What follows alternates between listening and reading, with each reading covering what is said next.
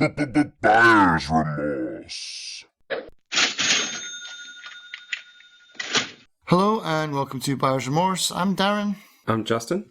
This is the show where we make each other play games that are in our libraries for 60 minutes and give the verdict of games that we've never played before. Hopefully, they're usually quite bad and torturous to play. Let's see. Which one was it? This was Room 208. Ah, mostly negative? No. I'll have to get into that. Okay. Yeah, I mean, on the review page for Steam, is this the mostly negative reviewed one? No. Oh, so this one is a good one. Oh, no. Well, it's mixed. Ah, okay. Oh, wow. We'll roll the dice this episode. Developer and publisher is Deceptive Games Limited. It has... This is another time where Steam says there are only 7 reviews, but I can count 10. So, Steam, I don't know what's going on with your numbers. You're drunk again, Steam. And because there's only 10, I can count them out myself. Because basically it says there's not enough to make a verdict. Ah, okay. There were 4 negative and 6 positive. Okay. And I believe 3 of the positives were disclaimered, given free by... Ah, okay. So, take for that what you will. It was released 9th of August 2019. And very weirdly, I had activated this game on November 15th, 2019. Which meant I was right on the cusp of this one. I am shocked that I was so... It must have been really on sale. I tried to figure it out on Steam. It came from somewhere else, it must have, because there's not a Steam receipt. So I don't know where I got it. Fanatical, maybe? Maybe it was a giveaway. I don't know. At its base, it's $13.50, which does seem a bit pricey. I'm going to say that right up front. It's not a controller-supported game. It is a mouse and keyboard game. But for this kind of game, it's not that big of a deal. Okay. What kind of game is it then? Well, that's interesting. It's a bit horror. Okay. It's a bit puzzle. It's a bit weird as well. This is their description on Steam. Okay. Victor Rockford, a spiritual medium, has been asked to use his otherworldly abilities to stop the evil, all in caps, evil that resides inside room 208 of the Great Leaf Hotel. Does he have what it takes to put a stop? Evil! And yeah, that grammar mistake is in there. Or will the evil claim yet another victim? That's their description. I'm sold, man. I'm wishlisting this. Well, maybe not after. We'll see what you say first. So yeah, you're Victor Rockford. He's a medium. I will say about the footage that you're probably getting, since you don't have this one. So no. I've got to record this one. I did try to record it. The recording software I use, basically you have to be in windowed mode. But when I went windowed, I realized I can't actually manipulate the window. So you're missing part of the screen because, because it's under the Windows section at the bottom, so just barely can read the text that's coming up and stuff. I may have to re-record it because it's probably unusable. I realized if I went out to the menu, then I could. But the problem is when you're in a game and you move the mouse around, you're just looking around. So you can't actually get to the top of the window to manipulate it at all. So that was... I see what you mean, yeah. Yeah, so I was like, get to the X. Oh, I can't. I'm just looking at the clouds now. I'm in a game, yeah. You're going to start off outside of what I would refer to as a mansion. You're looking at some sports car. You have a very long walk to get to the mansion. You have to use the intercom to tell them who you are and to get in. There's some woman having a dramatic conversation on the phone. If you stand in front of her, she's programmed to walk whether you're there or not. So she'll just start shoving you as she's texting on her phone. She apparently... I think has nothing to do with the story.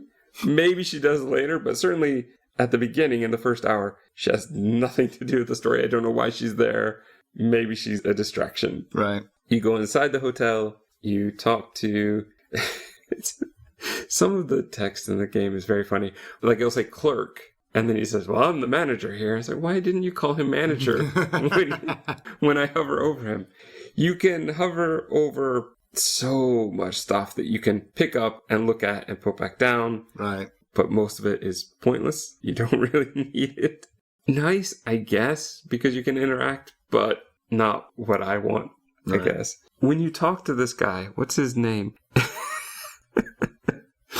They say his name is Jaon Wells, which I think they meant to say Jason and mistyped it. Like, there's a lot of that. Maybe not. Maybe that is a name where the developers come from. But I looked at that and went, that doesn't look right. There's a lot of the text in this game that doesn't look quite right. There was a weird part where right towards the end of my hour, some text, some sort of controller error appeared on the screen and I couldn't get it to go away. I didn't know what that was. Is that in the video then, yeah? Well, hopefully it'll be there. But you basically talk to the manager who says, well, this place is 100 years old. It's a hotel. So I don't know why they have this gate to get in. I guess it's very exclusive. High class. Yeah. And it looks all right. Actually, the environments do look very good. I don't want to trash on that. They're probably using assets that they could get from elsewhere. That looks okay. However, when Jaon Wells speaks, the mouth animation is awful. It's just terrible. It would almost be better if they didn't have him try to speak at all. Or, they just showed his face and had the voice acting going behind it. Why is it just like teeth? Like the lips are just moving a little bit. Yeah. But in a way that makes no sense. Yeah. It just looks weird. You're basically told that the place is 100 years old and it has all sorts of stories and stuff. But lately they've been losing staff because nobody can deal with the horror, I guess. And of course, it's all in room 208. You're going to get a key card that you can take to go to room 208.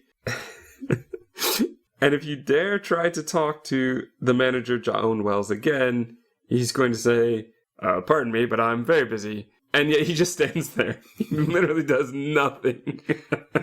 I'm on my break. But I will say this. I think the voice acting is decent. Okay. And one thing I love about a game like this that is so ill-reviewed, there's only 10 reviews that I can look at because there are 10 in my language, is that you get the fun experience of seeing a negative review that says, the voice acting is horrendous. Right. And then just below it, you see another negative review that says, well, the voice acting is decent, but with so few people. And this is why I think Steam won't give a overall review with so few, is you will get these very disparate views on the game, and what works well for one person doesn't work for another. You need an aggregate big number right, to make that work. I had a really good Steam shot of a game. I can't remember the name of the game, but it was basically, they were right on top of each other as well. So I got them in the same screenshot, and the first one said, good story, but the game puzzles are terrible. And then the next one was like, the puzzles are good, but the game story is terrible. Yeah. And it was like word for word, almost. They just reversed it, and they were right on top of each other. Perfect. You can walk around the hotel, but there's, as far as I could tell, nothing that really matters. You're not picking up anything that's actually going to sit in your inventory. Everything, from what I gather, is going to happen within room 208. Okay. So you're going to get to your room, which of course is at the end of the hall. It's a very long way to get there. Is it room 214? Is that not the room from The Shining? Oh, no, this is room 208. But I mean, your room, is it 214? No, it's room 208. Oh, you go into 208. Yeah. You're not investigating. So make you sleep there too. We're meant to stay in the room where we're investigating. All right. Just throw you in the deep end then. Yeah. So you're going to enter and, of course, be locked in. It's a massive room. Okay. It's bigger than either of our apartments. This place is huge. And yet, I don't think has a kitchen. So it's very weird. So it has a old school TV in a room, another section where... That's the weird thing, actually. I didn't think about that. The TV's not near any comfortable furniture. There are all sorts of areas with comfortable furniture other places, but they put the TV right here where it makes no sense. Okay. I didn't even think about that. There's like a little study. There's bookcases on the way to another empty-ish room. Off to the side is a bedroom. And then what I would assume is a dining room just because it has a table. But again, we don't have a kitchen. It's a hotel room, yeah? It's a very exclusive, expensive hotel room. Yeah, sounds like it. It's bigger than a suite then. It's like a house. Yeah. But without a kitchen. And without a bathroom. Interesting. Where are you supposed to go? Well, you're not supposed to think about that, I guess. Maybe that's the horror part. No, that comes in later. I don't know why. Maybe this is important for the story, but there are towels everywhere in this game. Even in the hallway, you can look under some cases and you see there's a towel there.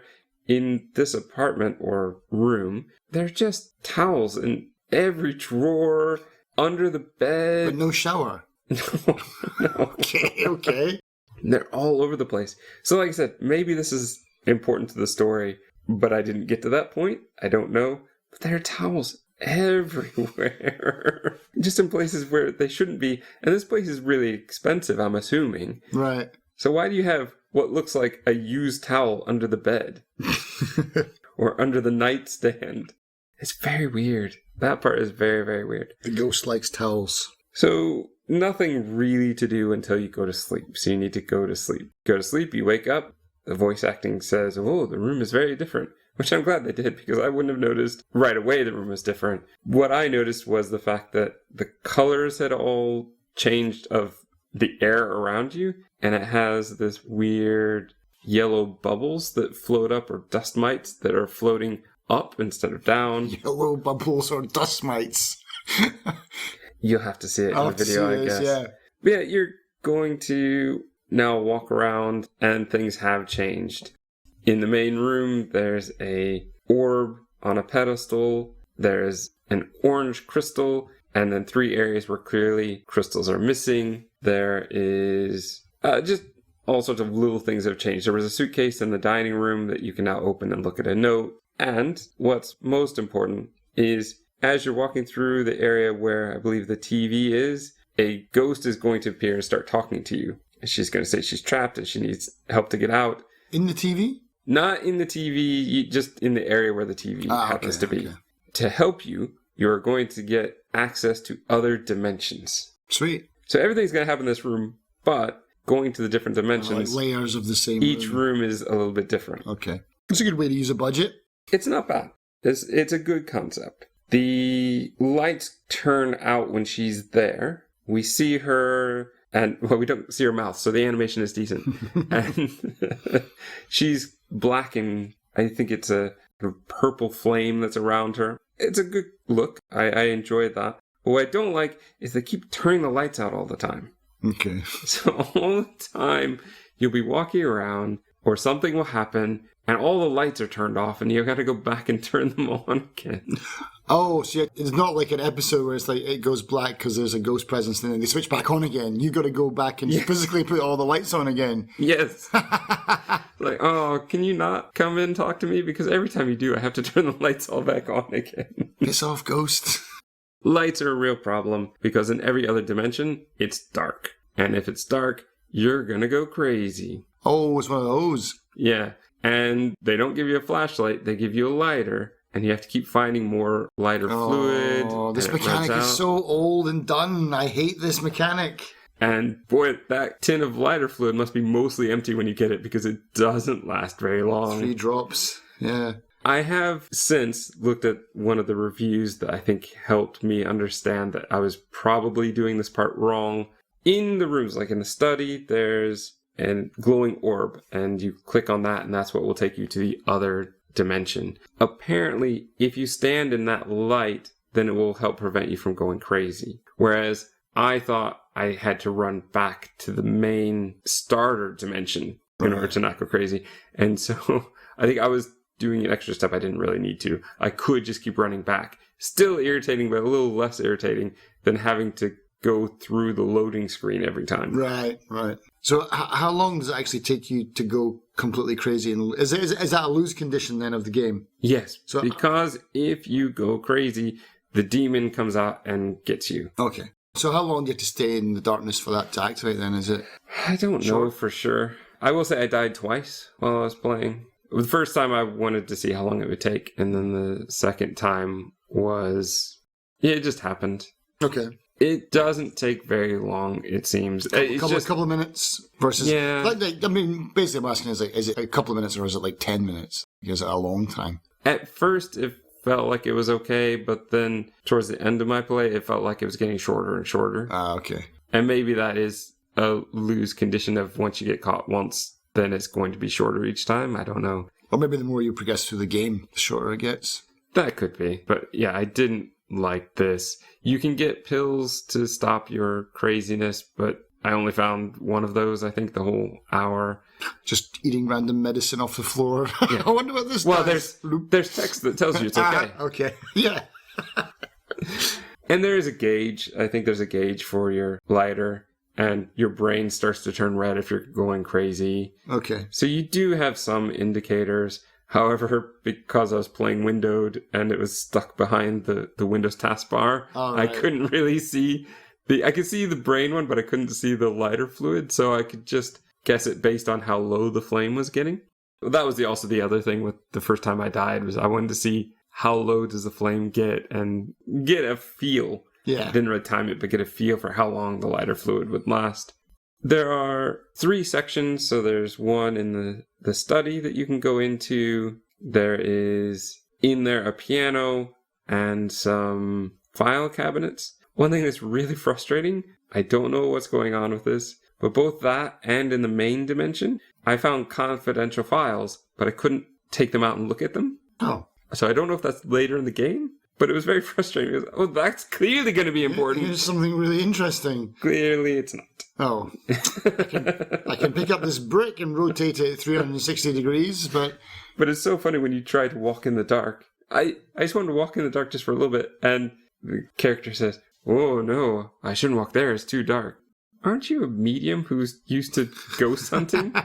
You can't walk a little bit in the dark? But also, in all the other dimensions, electricity apparently doesn't work, or only doesn't work for the light switch, because I think there's one where the TV is there, so that would still be working, but clearly not the lights for some reason. So you only have your lighter to walk around with. And yeah, that, like you said, it's an old mechanic. It's something I don't like. I hate flashlights that have batteries that only last like 20 seconds. Yeah, Alan Wake is really bad for that. It's like, at least they give you plenty of batteries, but just, if you're going to just give me plenty of batteries, just don't make it an issue. I mean, in Alan Wake, it's important because you use it to defeat the monsters, I guess. It's like ammunition. It does make sense, but yeah, this battery trick. Just to explore. Yeah. And that's part of the problem, is the game wants you to explore the rooms, but on a very limited amount of time. And that's just not fun.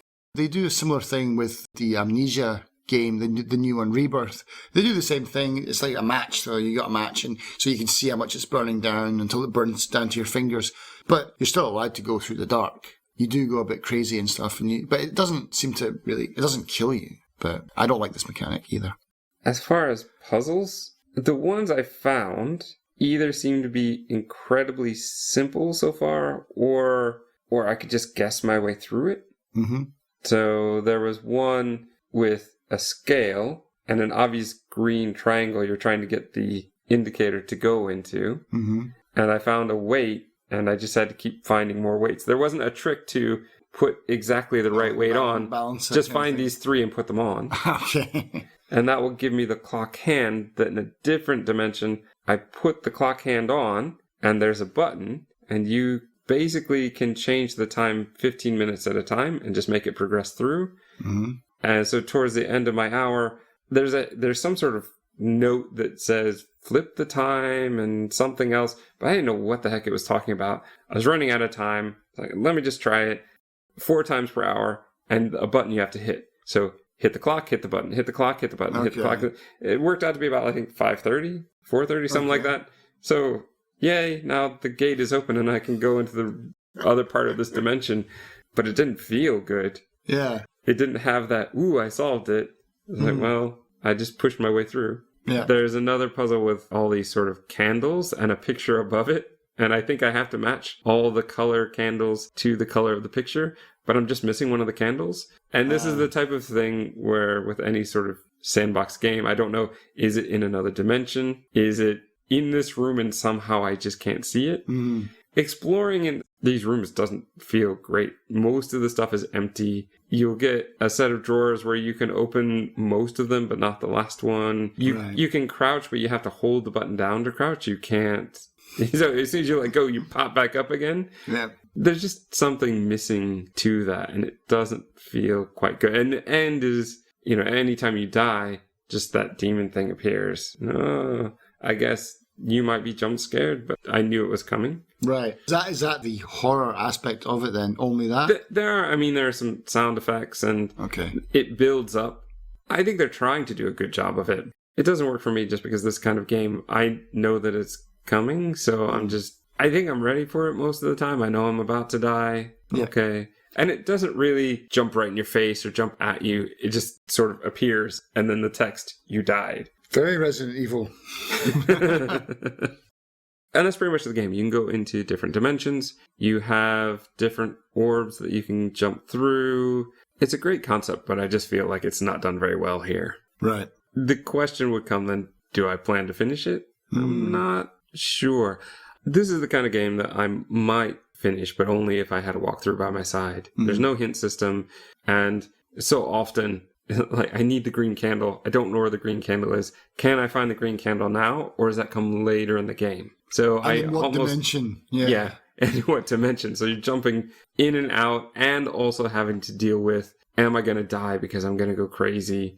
When you have a game like this, where we're meant to explore, but you penalize us by having a mechanic where we're going to go crazy and then we're going to die, it takes the fun out of the exploring. And it's why a lot of horror games don't work for me. I don't always need that element. I want to focus on the puzzle. If I want a horror game, I don't know, it's weird because definitely some of the older Silent Hill games I did enjoy, Resident Evil a bit, but there's just something about this where it feels like the primary focus is solve the puzzles, that it doesn't need the horror element. Right. It's almost like they're trying to put in a puzzle element into a Five Nights at Freddy's, and that's not fun for me. Like, I don't like that kind of game, and you're shoving that into what could be an okay puzzle game. I don't know, because I didn't get to enough of the puzzles. So far, it seems like, as one of the reviews said, you basically just have to observe. It's like with the candles. Oh, there's a candlestick below this picture that has a blue picture. I wonder if the blue candle goes there. Ah, okay. If it's just that kind of puzzle, then it's not really going to be that interesting. I don't know if I'm going to finish it. I honestly don't. So given my my little run streak of playing a lot of horror games recently, do you think I should pick it up? Should you pick it up? Certainly not at $13.50. I wouldn't recommend this to you. Not really. Is that bad? I would say wait for the video to come out. Watch what I did. See if it seems interesting. If you could get it for free, I would say you could play it. If you could get it for $1, maybe you could play it. But $13.50, the game just doesn't work well. Because the trailer looked all right. It looks all right, and the environments look all right until you have to interact with them. Right. And then the 4,000 towels you find in your apartment with no shower makes no sense. It just is not quite what it should be. And it's a shame because I feel like they could have made something really good here. Silent Hill, I think 4, The Room, they basically tried a similar concept. And it was great for the first half until it became a different type of game. But this being stuck in this room, and everything being in this room, a sort of escape room with multiple dimensions, stuff that you can grab from one and pull into the other. That is a very interesting concept, and I want more of that, but not like this. It really felt like they were putting a lot more effort into finding these spirit gems. I found 18 or 19 of them in the hour, and there were 35 total. So I found half of them already. Wow, okay. Because they glow, and the whole game is dark, so it makes it really obvious. Right. That kind of thinking should have been put into more of finding the things I need. And that's a big part of the problem is I'm walking around and I just can't find anything. And it's not fun to explore this game. So? If I don't recommend it to you, then I definitely don't recommend it to anyone else. Yeah, so that puts everyone else out the window, unless you want to throw everyone else under the bus. Yeah, play it. So tags then? How would you tag it? Puzzle, I guess. Horror, jump scare. I mean, it's not really a jump scare, but I don't really know what else to give this one. It doesn't really fit into anything else. First person, I guess you could say, if you're desperate for a tag. But I think the jump scare is the biggest thing, because like I said, it feels like they're trying to shove that in at the end, as though this is what's going to sell the game. This is what's good about the game. And that's my least favorite aspect of the game. Yeah, who buys a game for jump scares? How many Five Nights at Freddy's are there? Yeah, true. Yeah, there you go. And so, buyer's remorse or a wonderful confirmation then? Well, I know I didn't pay $13.50 for this game, and I can't find how much I did pay for it. I'm going to assume I got it for very, very cheap, but so far, that mechanic, the lighter running out of fluid, the I'm going to go crazy and that's going to bring the demon in. If they took those two things out of the game, I'd probably like this game. But you can't take that out of the game. And so thus, that hour was a remorse. Remorse. What one did I have you play for today? Little Mouse Encyclopedia. Well, when you say play, I mean... Yeah. Basically, the website is explicitly saying they're not for hire. They're not looking for anyone to like help them out. They're just like, just leave us alone. Don't bug us. We make this on our own time. And that's it. I could easily see myself playing, in inverted quotations, inverted commas, playing this game for 10 minutes at a time, but not for a whole fucking hour. It was really dull, man. But you did have to play for a whole hour. Did you make it all the way through the entire encyclopedia? Is there a section that's listed alphabetically? Well, here's the other thing, right?